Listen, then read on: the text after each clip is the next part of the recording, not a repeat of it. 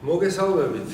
Crash 525-დან გიბრუნდებით ჩვენი გადაცემით, ვინო მიყვარს.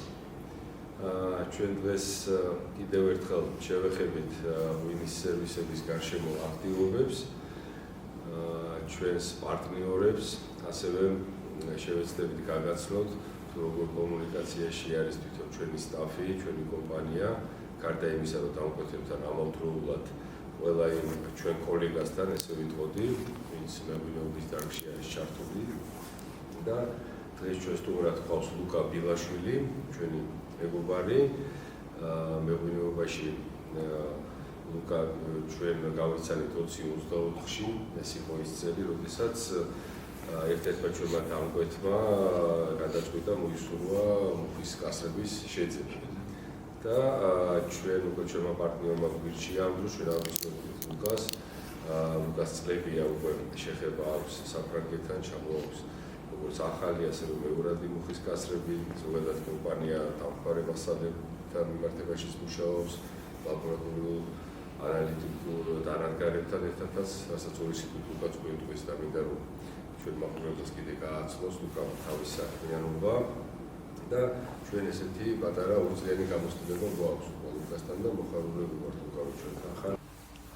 ასე რომ ჩვენ ბევრ სხვადასხვა სერვისებს განვიხილავთ პარტნიორობას Crash 525-თან და ლუკა ორი სიტყვით გვეტყვის თავის კომპანიის თავის საქმიანობის შესახებ და მე შეგვიძლია ვიმსჯელოთ რაღაც საკითხები და ერთი მეორეს არ ვიცი რაღაც შეგვიძლია ჩვენი საქმიანობის პატარა რეკლამაც გამოვა, მაგრამ ყველაზე საინტერესო რაც არის მომხმარებლისთვის, ანუ მაყურებლისთვის არის რომ რას ვთავაზობთ, რა შეგვიძლია კონკრეტულად მათ შევთავაზოთ. ესე იგი 2014 წლის დასაწყისში ჩამოვედი საფრანგეთიდან, მეღვინეობას ვსწავლობდი ბურგუნდიაში დენოზე და 2014 წლიდან დავბრუნდი სამშობლოში, დავიწყე GT გრუპი იყო, მაშინ GT ენერგეტიკაში მუშაობა, ერთი წელი იქ ვიყავი და მე უკვე დავიწყე ფრანგეთთან მოღვაწეობა კომპანია Sofra Lab-ში, მარტემიალაძის ბრენდს გეცოდინებათ, კიდით უკვე მე-11 წელია. ეს მოიცავს, რა ვიცი, საფრიდან დაწყებული ენზიმი, ტანინი და სამუშაოებელი მასალები ყველაფერი აბსოლუტურად. საქართველოს ბაზარზე ძალიან ისეთი ფართო მასშტაბით ვარ წარმოდგენილები და ბევრი კლიენტი გვაქვს ასე ვთქვათ. ასევე 2015 წელს დავაარსე კომპანია Urban Wines-ი, სადაც ანუ ძალიან ისეთი ის იყო რა შემთხვევით ანუ საფრანგეთიდან ჩამოვიტანე რამდენიმე კასრი, ნაჩუქარი და აქ ეხლა მაშინ ჩემი მეღვინეობა არ მქონდა და უბრალოდ გავყიდე და მივხვდი რომ რაღაც მოთხოვნა იყო და ამიტომ მივყავე ამ ასე ვთქვია ბიზნეს ხედი ასე და კასრებთან ერთად მე დანადგარები წამოვიდა, მე ასეთი პორტატული ლაბორატორიები გვაქვს, ლაბორატორიული დანადგარები და ღვინოს რაც შეეხება ასე ვთქვათ, თითქმის ყველაფერს თავაზობ ჩვენს მოხმარებას. კი, ჩვენ ვიმსჯელეთ ასე ეს პორტატული ლაბორატორია შარშა მქონდა ამის განხილვა, რამდენად აქტუალურია ჩვენთვის, ჩვენ შემთხვევაში Crash 525 რომ იცით და მოგესალმებით, ანუ ძირითადად 90% არის სერვისი აწყობილი ეს მარანი და დაახლოებით ახლა ჩვენი ბოლო 3 წლის თველებიდან გამომდინარე 11-დან 18 დამკვეთამდე ყავს სულ და მათ შორის თითოეულ შეიძლება 2 ან 3 ტიპის ღვინო მოდის. ანუ იმდენად ხშირად ინტენსიურად გვიწევს ჩვენ ამ ლაბორატორიული ანალიზების ტექნიკა რომ უკან გვიჩია შარშანეს და მივიღეთ ხედულობაში და რაღაც მომენტში დიაში ჩვენ ამას დაუბრუნდებით და განვიხილავთ სერიოზულად. აი ვემზადებით 2026 თველისთვის უკვე როგორც ხედავთ ეს განაცემები დავიწყეთ და ერთ-ერთი საკითხი სავარაუდოდ იქნება შევხედავთ როგორ რამდენად განვითარდება შეკვეთები არსებული დამკვეთები ჩვენი ინარჩუნებენ ჩვენ დაბრუნების დაყენებას ბევრი ახალი პოტენციური დამკვეთი მოდის ჩვენთან სიმჟავეებს ათვალიერებენ ჩვენ გარემოს ჩვენ პროცესებს და პარალელურად კიდევ თველამდე ზაფხულამდე ჩვენ ინტენსიურ კავშირზე ვიქნებით მათთან მაქსიმალურად წარმოადგენთ გავაცნოთ იმ რაოდენობას რასაც აკვაგეთებს და ნახოთ შესაბამისად კასრებს რაც შეეხება აუცილებლად დაუბრუნდებით ლუკას ძალიან კაი გამოცდილება ჩვენ ერთ-ერთი არა ორი დამკვეთი და მესამე ორი დამკვეთი იყო ვინც როგორც კახური ქისი და საფერავისთვის გადაწყვიტა ქვევრებში დაყენებული შემდგომ დაძველება კასრებში და იყო კიდევ ქართული ისთეიტი კომპანია, რომელმაც კლასიკურად უკვე რეზერვი დააკეთა საფერავი და მათმა გამოიყენეს ფრანგული კასრები. ფრანგულიც და ასევე ამერიკულიც. ორივე თეთრებისთვის. კი ბატონო, ანუ კასრებს რაც შეეხება, ანუ ჩემი ასე ვთქვათ, თავარი სამიზნე მომხმარებელი არის მაინც ეგრეთ წოდებული მეურადი კასრები.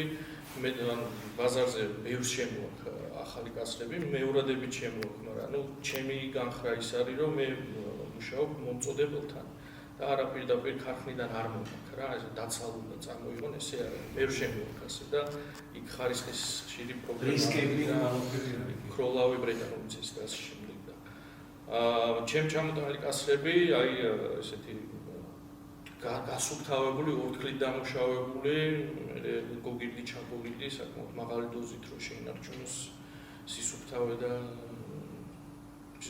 და შესაბამისად ჩვენი მომხმარებელი ყოველთვის მაყოფილია რა. თან წნევაზე შემოწმებულია იქ თვითონ ქარხანაში, რამ ჟურნალს ხარია რაღაცა და ხო, მახსოვს, როდესაც ჩვენ შემთხვევაში სერვისში ვართ და ჩვენ პოტენციალური დამკვეთი გვეუბნება, ვიცით რა მეშუც ახლა ჩვენ გვეუბნება კასრებში დავაძველო, ხშირ შემთხვევაში მათ არ აქვს ის გამოცდილება.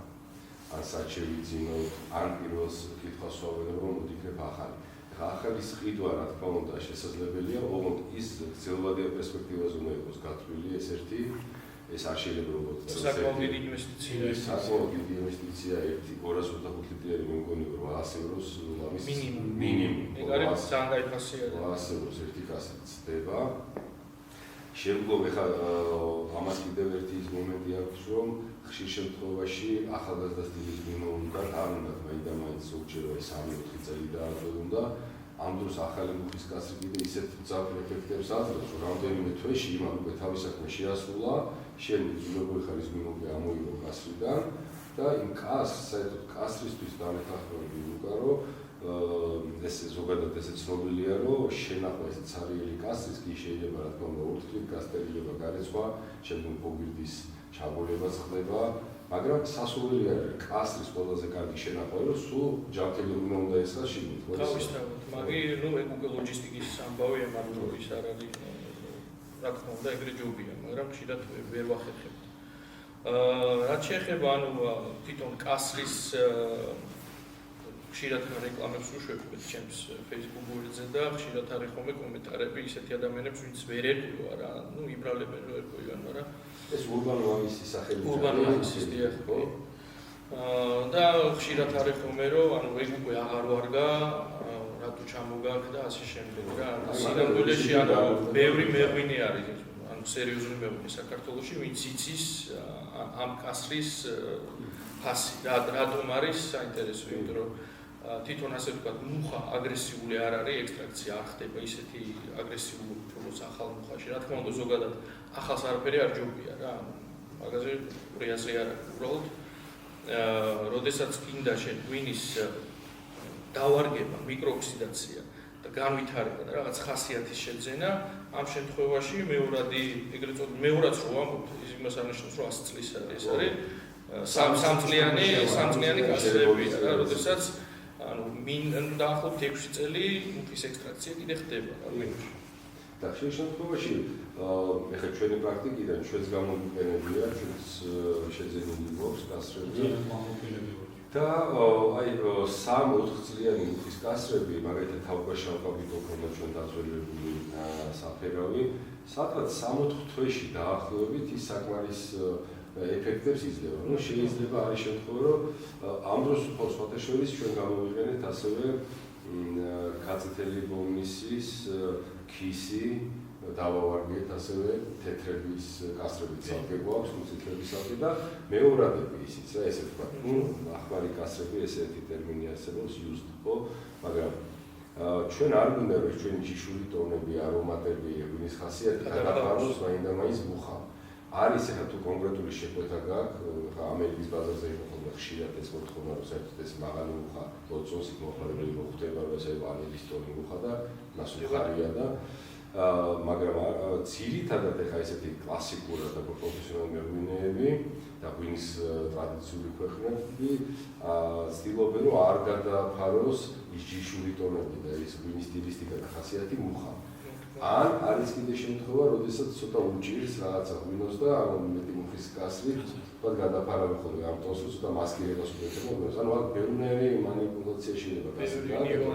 მაგრამ შეიძლება თქვი მაგას მინდა დაუბრუნდე, რომ მეორადი ნახმარი კასრები სრულიად მისაღები პრაქტიკაა და აი 60 წლიანი კასრი, რომელსაც შეიძენს ადამიანი, დაახლოებით 2-3 წელი თავამად ღვინოზე ის კიდევ იმუშავებს და შემდგომ თუ მარტო მიკროოქსიგენაციის კუთხით, რა თქმა უნდა, სწორად უნდა იყოს მოვლილი და გასტერილებული კასრი წლიდან წლამდე შენახული სწორად, მიკროოქსიგენაციის კუთხით გამოიყენებ, ან საბოლოოდ შეიძლება უკვე სპირტიანი სასმელების შესანახად გამოიყენო და განამდე არის კიდე ერთი საშუალება, რომ ბონდერთან ვიტანო, ის ფენა ააცალო, სუბუქი ძალიან სუბუქი გამოწვა მისცე და დაშლახდება, აცლა გამოწვა და ისევ აცლა. New life ეძახიან, ანუ ახალი სიცოცხლე მისცე კასრს და ისევ დაახლოებით 4-5 წელი ისევ მუშაობს.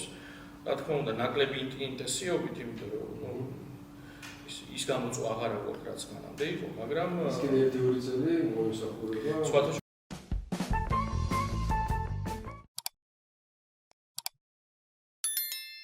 მაგაზე არის ძალიან საინტერესო ის, რომ ანუ შეკვეთა მქონდა ესეთი, რომ განახლებულის მაღალი გამოწვა უნდა და თვითონ ფრანგებმა მითხრეს, რომ არ არის რეკომენდირებულიო, იმიტომ რომ მიუხედავად იმისა, რომ ვიზუალური ის ფენა რაც არის წითელი ღვინის ის ძვრება, ჩვენ ვერებს ვეღარ ის თეთრია უკვე თვითონ კედელი, ფორებში არის მაინც ღვინო შესული რა, იქ ძალიან მიკროდოზებზე. და მაღალ ტემპერატურაზე რო იწვება კასრი, ის ნარჩენებიც იწვება. შესაბამისად მე უარყოფითი ის მოდის რა, არომატები და ანუ მაქსიმუმი განახლებული კასრის გამოწვას რეკომენდაციას იძლევიან მედიუმზე რა.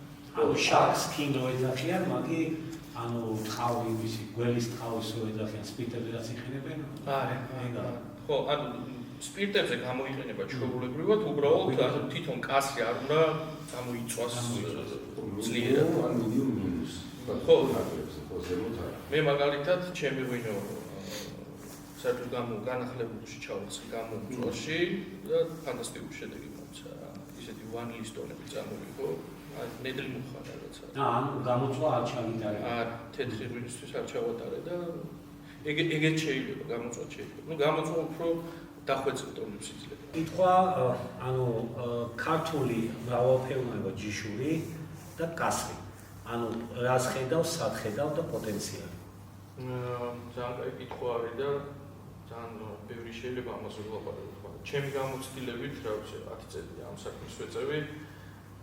აბსოლუტურად ყველა რეგიონში მაქვს დაგებული ესე ვთქვათ კასრი და ყველგან ძალიან კარგი შედეგი და კასრი ისეთი სურჭერია ზოგადად რა, რომ აი თითქოს ღვინისთვის არის შექმნილი რა.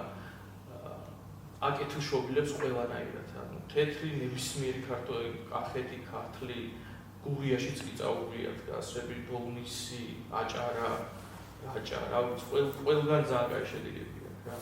მით უმეტეს, როდესაც მეორად კასრებზე მაქვს საუბარი, იქ არ ხდება, როგორც გოგამ თქვა, რაღაც გადაფარვა და ძალიან მუხის წაუღება და რაღაც ეს უბრალოდ რაც ხასიათს ძენს, რაღაც მიკროօქსიდაციაში არის სიმრგვალე, ზირბილე, თავისი მუხის არომატები თողონ ესეთი დაბალანსებული, რაღაც ფანტასტიკური შედეგებს გვაქვს. პრინციპში იმიტომ ისტორიულად ეხა მე-19 საუკუნეში ეხა ქვევრი რა თქმა უნდა ჩვენი ტრადიციული იყო, მაგრამ მე-18-ის ბოლოს მე-19 ძირითადად სულ კასრებს იყენებდნენ, ხო, ჩვენი კულტურა იყო კასრი და ჩანები იყო ყოველთვის ეხლა სადაც აი დიდი ძველი ისტორიული უტები ყველგან სხვათა ბოლნისი ვახსენე და ბოლნისში გერმანელებმა დაანგეს ეგ თავზე როგორც საუკუნე იყო მე-19-ში და რაჭაშიც ეხლა ხვანჭკარის ზონაში ბუტები ისტორიულად რომელიც მანდაც ხდებოდა ეხლაც რაც არის შენობა ორბელში და ჭუბში თვითონ ამასაც ანუ ეს კასრის შენებელს ალწოთო ბონდერი ქვია და აი ჩანებზეც კიდე ცალკე მოხუცი ხალხი იყო მე ჯერ კიდე 97-18 წლებში შევხვდი ახალს კიდე ცოცხალი იყვნენ ორბელში და არავინ იმ მომენტში არ სწავლობდა ამას და ძალიან წუხდნენ. და ის ადამიანები სოციალები აღარ არიან და ესე დიდი ჩანები 10-12 ტონიანი ჩანები აწყობდნენ ამას და დღეს არ ვიცი საქართველოში თუ ეწყობა. სამწუხაროდ ძალიან არქიტექტებზე ჩამოსათვლელი ადამიანები არიან, ვინც ეხლა ხან ჭირდება რაღაცა დაშლა აწყობა, რაღაც გარემოდება გაფრიყვა. 2-3 ადამიანია სულ, ვისაც მე ვიცნობ. ასაკობრივად ახალგაზრდები თუ ერთი ახალგაზრდა არის და ერთი ასაკიანი და ორივე ძალიან მაგარი სტატია. ესეთ როგორც მექვევრები არის პრობლემა, იგივე არის. კი ბატონო, ხო, მექვევრებში კიდევ ასე თუ ისე დასავლეთი ნახეთში ხო ის ოჯახები, ახალგაზრდები თვითონ ეს ოჯახს, ანუ უფროს ოჯახის უფროსი მამა იყო თუ პაპა იყო თუ პაპა და სხვა შემთხვევაში დაუდგა გვერდზე, იმიტომ რომ მოთხოვნა გაიზარდა ვიცით ქვებზე, მაგრამ აუცილებლად ხარისხი, აი ეს ღუმელი, რაზომის ღუმელია, როგორი გამოწვა, ამას ჯერ კვლევა ჭირდება, რაღაც კვლევები ჩატარებულია საქართველოში, მაგრამ არის სამწუხაროდ შემთხვევები, როდესაც ან მზარს იკეთებს ქვევრი, ან არის შემთხვევები, როდესაც ის ფორიანობა, ან ესეთი რაღაცა უბიშკოვის ტონი მოაქვს. ეხლა ეს უდაბურება არის და მე ხშირად მესმის ეს ტრადიციული წარმოებლებისგან. ხო და ყოველ შემთხვევაში ამ კუთხით ჩვენ კიდე სამუშაო გვაქვს ქართველებს, ასე ვთქვათ, ინდუსტრიაში, რომ მეტი ყურადღება მიიქცეს და მეტად მაღალ ხარისხის ვთქვათ ქვევრები წარმოებოდეს. ეხლა ჩვენ რა მინოსად ვცინჯავთ ეს 20 წლის მუსალამია საფერავი კარდენახის კი არის უკვე 6 წლის მოხდა. ხო. და ძალიან საინტერესოდ გასწრები მოხდებოდა. გასწრები მოხდებოდა. არ არის ეს ვინო.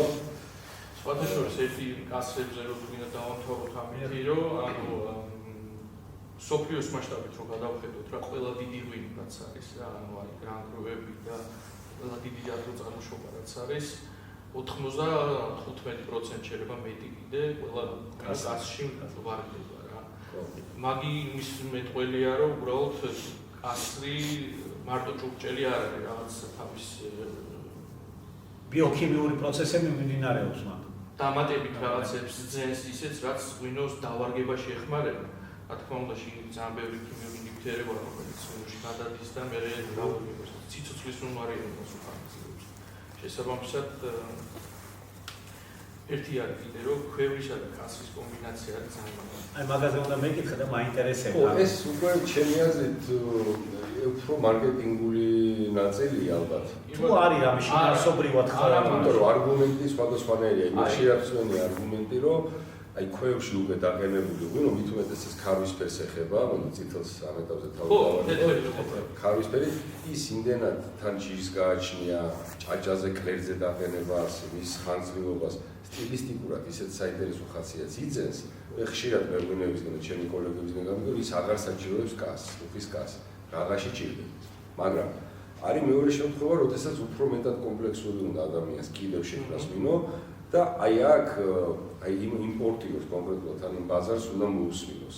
ბაზარს გულისხმობ ანუ იმ მომხმარებელს, ვისაც იმიტომ ის ცოტა მუხა დამატებით რა თქმა უნდა თავის ხასიათს ძენს, არის ესეთი კატეგორია, რომ შეიძლება ტრადიციულად იყოს ჭაჭაზე ესეთი კახური, ესეთი პროფესიული ხასიათის, მაგრამ აი ეს ცოტა მუხა რომ მიყვებოდეს, ეს ხელს არ შეუშლის. თუმცა ეს არის უკვე მეღვინის ხასიათი, მე მარკეტინგულად და გაგიგულად რამდენად არის მოთხოვნა და მე უკვე ეს ნაწილები ერთვება შიგნით. და ამის გარდა კიდე შემდგომ კიდე ბოლში წავძოლებენ. არიან ესეთი მწარმოებლები, რომ ამ ყველაფრის შემდგომ კიდე 1-6 თვე ბოლში აძოლებს და აი მერე გამოდის ის ბაზარზე გასაყიდად. ზუსტად ეგ არის, რომ ანუ ასე ვთქვათ, მეღვინეებს ბაზარები კარნახობს რა უნდა. ხშირად ჩამოდიან ჩემთან ფრანგები და ძალიან შევაყვარეთ ასე ვთქვათ რა, ქართული ქვევრის ღვინოები. თუმცა განსაკუთრებით ევროპელი მომხმარებლები, ფრანგები, იტალიელები, რომ ჩამოდიან ძალიან მოსწონთ უბრალოდ არ არიან რეცეპტორები არ არის მიჩვეული ამ უხეშტანებს, ნუ ჭალებში. და ყველა ამას რომ კასს რატო არ ახმარებ, კასს რატო მე გასინჯეს კასს ქვევრი რომელიც კასში იყო მე დავარგებული, აი რაზე გელაპარაკებოდი თუ რა დამგვალა და აბალანსა. ანუ ის კი არ არის რომ კასის გემო მისცეს ან რაღაც არის რაღაც. უბრალოდ აი ისე მიკროქსიდაცი ხო ეს ხასიათი დაუბრუნდით მხავერდოვანი გახადა და ხანგრძლივი რომელიც ცოტა აი ისო იმშრალებს მაგას ცხიმოვნებას ხო აფსებს არის საინტერესო ზოგს არ არის ნუ ცადოთ საინტერესო გააჩნია ხო ვიცია გავის ინჟინერიდებას ბევრი ისეთი მაგრამ ეს ჩვენ შემთხვევაში ეს უკვე ის ნიუანსია როდესაც მომხმარე დამკვეთთან ჩვენ გავდივართ ამ დეტალებს მათ როგორ უნდათ ჩვენ საბედნიეროდ გვაქვს უკვე და კონკრეტულად აქ Crash 2025-ში ამ 3 წლის მანძილზე დაგვიგროვდა იმდენი ასორტიმენტი, იმდენად საინტერესო ფილმები, რომ აი პოტენციურად ახალი დამკვეთი, ან იგივე თქვა შაშანშაშანცდელი დამკვეთის როგორ უნდა, ახალ სტილისტიკას ვაცნობთ, ანუ ვასინჯებთ.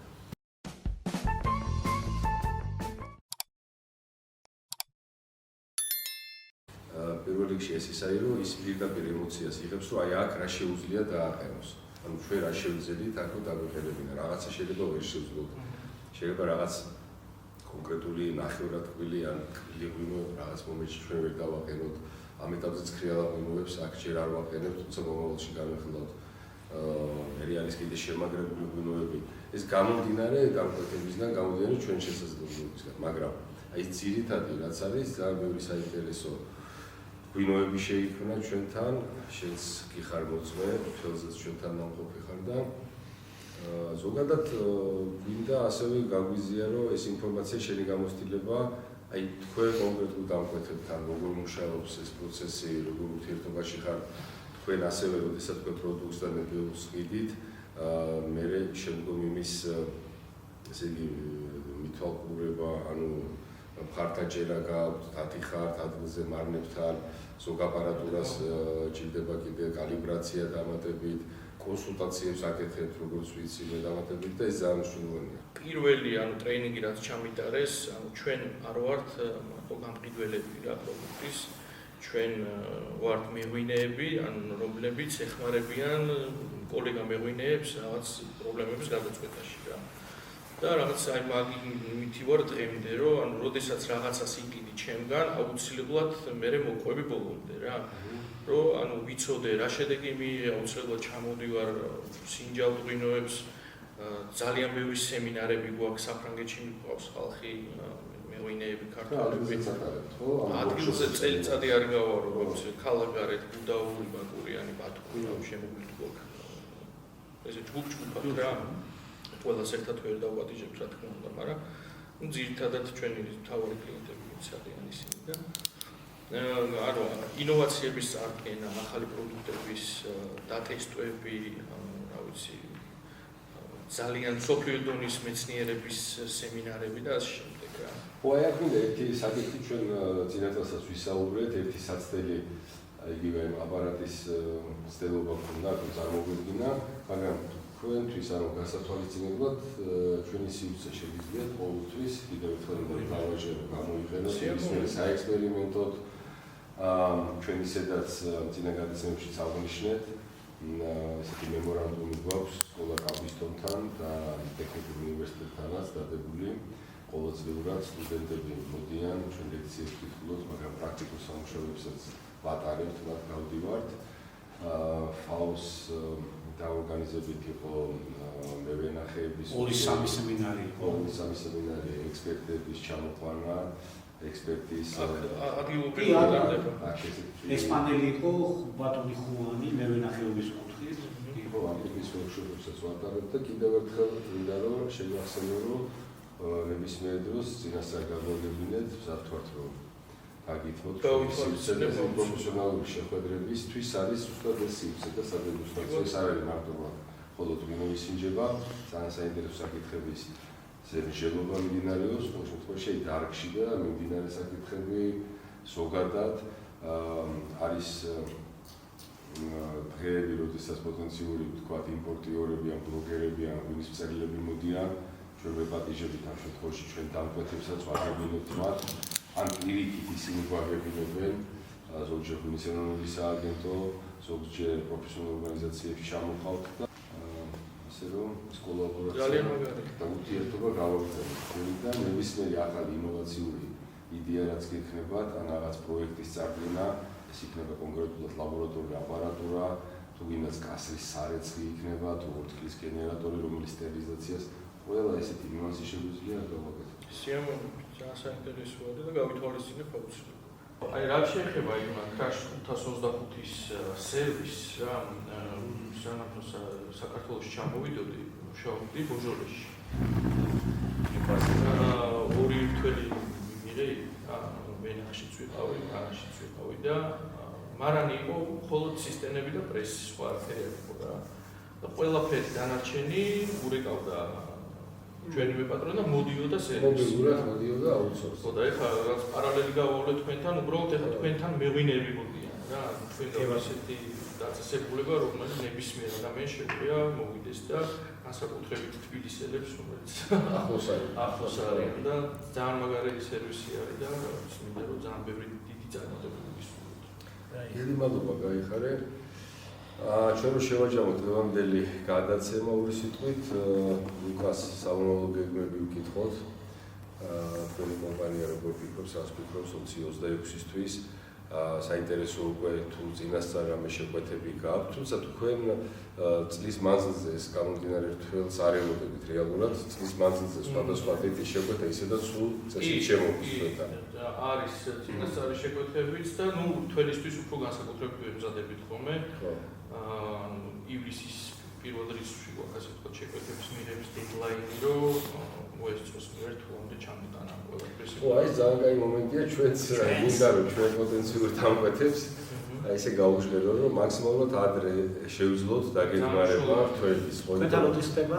1 ივლისი, ხო, იდეალურია. ხო, აი ეს ჩვენთან მე ვიტყოდი 1 მაისიც, ეს მაისის შუა რიცხვებიც, იმიტომ რომ მანამდე უნდა მოვიდეს ადამიანები, უნდა დაიგეგმოს ვენახი თველი შიშეთქოს ჩვენ დამკვეთმა, ან არიცის სად შეიძლება ის კონკრეტული ჯიშის ყურძენი შეეძინოს, ამდენი წლის ვაზია, როგორი მოვლილია, რა ვენახის რაოდენობა გამოვა. მე ესეთი ხო ერთი არ არის და ორი რამოდენიმე და შესაბამისად იჯავშება ჩვენთან ან ტრადიციული ნაწილი ქვევრების, ან ცისტერნები და ჩვენს ფაქტიურად ყოველ წელს გადამზადების რეჟიმში გვაქვს მარანი და წარმოება. ამიტომ ჩვენთვისაც ძალიან მნიშვნელოვანია რამდენიმე თვითადრევლო ვიცოდეთ, პოტენციური თველის დაწურვა და 250 ტონა ყურძენზე მარანი გაწყობილია დღეს ტრადიციული და კლასიკური ერთად რო გავაერთიანოთ, ეს არ არის ძალიან დიდი წარმატება, მაგრამ ჩვენთვის მნიშვნელოვანია რომ სრულყოფილად და სწორად იყოს ყველა ღვინო დაყენებული და ყველა აქ მოსული პოტენციური დამკვეთი ან პარტნიორი ჩვენი იყოს ბედნიერი და მათი მყიდველები პოტენციური იმპორტიორი იქნება თუ მომხარებელი იყოს ბედნიერი. ჩვენი ფილოსოფია ზუსტად ეს არის რომ მათ როგორიც უნდა ზუსტად ის ღვინო მაქსიმალურად ის ღვინო უნდა დავაყენოთ, თუმცა ჩვენი გამოსtildeები, ჩვენი რჩევებით მათ გვერდზე ვარ. ერთი კითხვა მაქვს სერვისთან დაკავშირებით, მოწონი მოგიტანათ და თვითონ უნდა რომ მონაწილეობა მიიღოს, ან როგორც მეღვინე. არის მაგის შესაძლებლობა? არის ერთადერთი მომენტია, რომ ჩვენ თვითონ სტაფი, რომელსაც როგორც უცხოელები არიან ხშირად, ეს არიან ფრილანსერები, ან სტუდენტები, ან უკვე გამოცდილი შეიძლება მეღვინეები, რომელსაც დამატებით კიდე უნდა რომ გამოცდილება მიიღოს ესეთი სხვა გარემოში და ტრადიციული ნაწილის ნახოს. ეს სტაფი თავიდან უსაფრთხოება, წესები, როგორ ანაირად გუნდური პრინციპით მუშაობა ამ ყველაფერზე ფაქტიურად ერთი კვირა თითქმის ტრეინინგი გვიწევს ყოველ წელს ჩვენ. მიუხედავად არსებული სტაფით შეება თუ ყოველ წელს თან ახლები გვემატებებს. აი ეს ადამიანის პოტენციური დამკვეთი რომ მოდის, მას შეუძლია თვითონ იმონაწილეებს როგორც მეღვინე მათთან ერთად, ან დამატებით მეღვინეს სრული პროცესი.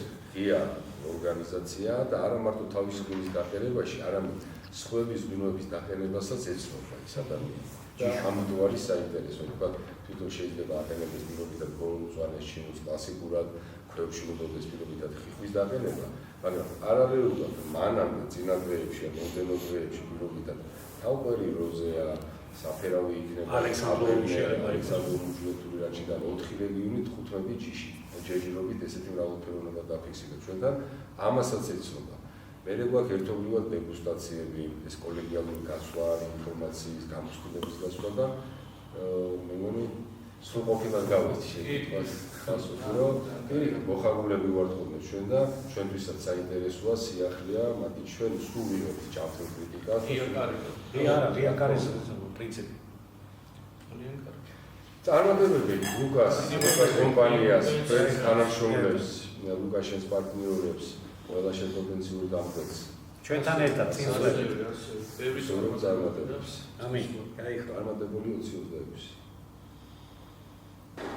ხო და უისწრებით იმის თვალყურდა რომ კრაშკას 25 სერვისი აქვს ასრებში დაზვერვის და ვარგების ჩვენ დაახლოებით 450 კვადრატული გვაქვს რომელიც კონკრეტულად გამოყენებს საპროდუქციის შესანახად და კასრების დასავარგებლად სალფესიუსებად გამოყოფილი და გასთავარი არის ტემპერატურის რეჟიმი 13-დან 16 გრადუსამდე მიჩნევს და 65-75% ტემპერატურა. რაშიც დამეთანხმებული იდეალური კასრისთვისაც იდეალური და თან იმას მინდა ხაზი დავუსვა რომ ის ამდენი ნაწვალები ჯერ უძნის სწორად შერჩევა, მოტანა, პასპორტირება, მინის დაყენება, დამუშავება, იმიტომ როგორც იცი, კასრში უკვე ფაქტობრივად დამუშავება კასრისთვის შერჩევა შერჩევა და შეიტანა აი კასრში სწორად და ჯანმრთელად უნდა განვითარდეს არტეზიანის ზღვი, ამიტომ ეს ტემპერატურა და ტემპერატურის რეჟიმის მნიშვნელოვანი და შევსებები, როდესაც ეს არგუმენტების წესასაც ვეცადებ და მოხარულები ვართ და ვიქნებით ყოველთვის შენთან თანამშრომლობით. ძალიან დიდი მადლობა. ჩვენ მასალა აჩუქარს გადავწყვეტ სახელობითი საფერავი 24 ნახევად კვილი ნახევად შავი ბოდიში უკაცრავად და ჩინური ეს ჩვენი არის ჩვენ უკვე ძალიან დიდი მადლობა.